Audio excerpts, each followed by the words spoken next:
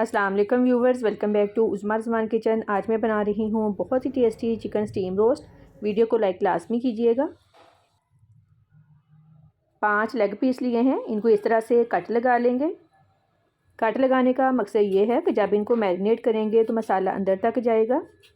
Cut लगा लिए हैं, 3 से 4 मिनट फ्राई करेंगे।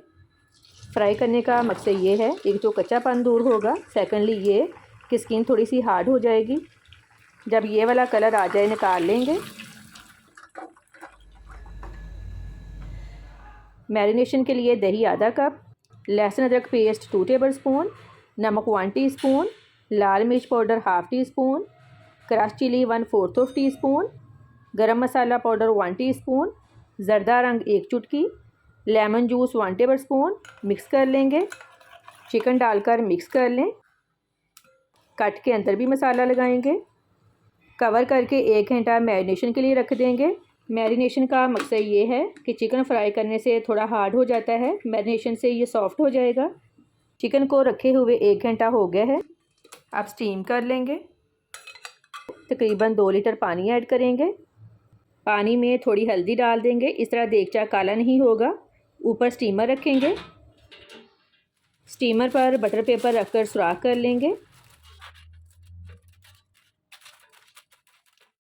ऊपर चिकन रखेंगे। ड्राई आलू बुखारा रखेंगे। आलू बुखारे का बहुत ही अच्छा फ्लेवर चिकन में आ जाएगा। ऊपर भी बटर पेपर रखेंगे और इसको 1 घंटे के लिए कवर कर देंगे लो फ्लेम पर। चिकन को स्टीम होते हुए तकरीबन 1 घंटा हो गया है। बहुत ही प्यारी खुशबू आ रही है। लाजमी ट्राई कीजिएगा, बहुत ही मज़े का बनता है और फीडबैक लाजमी दें कि आपको मेरी आज की रेसिपी कैसी लगी। दुआओं में याद रखिएगा। आपके कीमती वक्त का बहुत बहुत शुक्रिया। अल्लाह हाफिज़।